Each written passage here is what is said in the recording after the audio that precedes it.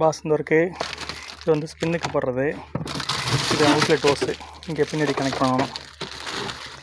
இது வந்து இன்லெட்டு. இதில் இந்த எண்டை கனெக்ட் பண்ணிட்டு இதை வந்து டேப்பில் கனெக்ட் பண்ணணும். திருவுற டேப்பில் கனெக்ட் பண்ணிட்டோம்னா அது வரும். இது செலெக்ஷன் வாட்டர். இது வாஷ்னு எழுதியிருக்கு. வாஷ்க்கு வந்துடும். இது ஸ்பின்னுக்கு தேவைன்னா ஸ்பின்னுக்கு போடணும். ஸ்பின்னுக்கு போட வேணாம், இப்படியே இருக்கலாம், வாஷ்லேயே இருக்கலாம். அது இங்கே துவைக்கிறதுக்கு தான் நமக்கு தண்ணி தேவை. இது புளியிற இடம். துணி துவைக்கணும்னா அந்த டைமர் ஆன் பண்ணணும். ஆன் பண்ணோம்னா அது ஓடிட்டு இருக்கும், துவைச்சி கொடுத்துரும். இது ஜென்டில், கொஞ்சமாக துவைக்கிறது, அதாவது ஸ்லோவாக துவைக்கும். இது நார்மலாக துவைக்கிறது. இது ஸ்ட்ராங், கொஞ்சம் ரொம்ப நேரம் ஓடும். ஜென்டில்ன்றது கொஞ்சம் நேரம் இப்படி சுற்றிட்டு இப்படி வரும். நார்மல்னால் எப்பவும் போல் நார்மலாக ஓடும். ஸ்ட்ராங்குன்றது இது ரொம்ப நேரம் ஓடும், இப்படி சுற்றிட்டு அப்புறமா இப்படி சுற்றும். இதுதான் இதோட ஆப்ஷனு. இதுவும் ஒன்று இருக்குது. சரியா? இதை வந்து ரிவர்ஸ் பண்ண வேணாம். அந்த டயத்தை வந்து பார்த்துக்கிட்டா போதும். 15 நிமிஷம் வரையும் துவைக்கும். ஃபுல்லாக எடுத்து வச்சோம்னா துவைக்கும். துவைக்கிற நேரத்தை நம்ம செட் பண்ணால் போதும். அது பாட்டுக்கு ரிவர்ஸ் வந்து ஆஃப் ஆகிக்கும். இது வந்து ரிவர்ஸ் பண்ணக்கூடாது, அதுவே வந்து நின்றுக்கும். அதே போல் இதை ட்ரெயின் பண்ணுறது, துணி துவைச்சதுக்கப்புறம் தண்ணி வெளியாக்குறது. இது சரியா? இது வந்து தண்ணியை திறந்துட்டோம்னா இது வழியாக தண்ணி வெளியில் வந்துடும். இது இருக்குது. இந்த எண்டில் வந்து கனெக்ட் பண்ணிக்கணும். இந்த ஓஸ் அப்படி கனெக்ட் பண்ணிவிட்டு இதை வெளியில் விட்டுறணும். தண்ணி அதை வெளியில் ஓடிடும். இதை வந்து இங்கே கனெக்ட் பண்ணணும். அவ்வளோதான். இது ப்ளக் பாயிண்ட்டு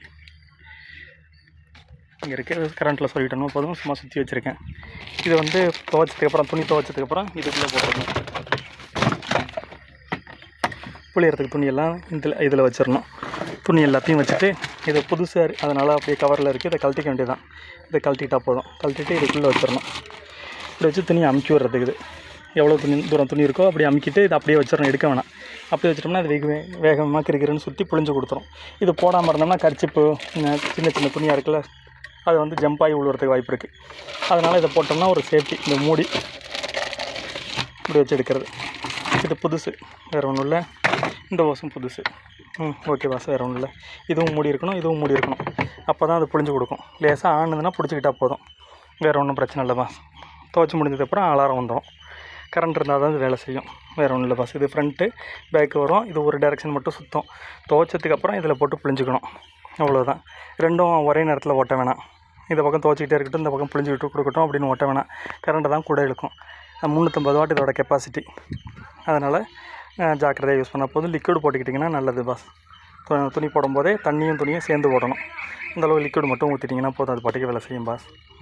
நன்றி பாஸ்.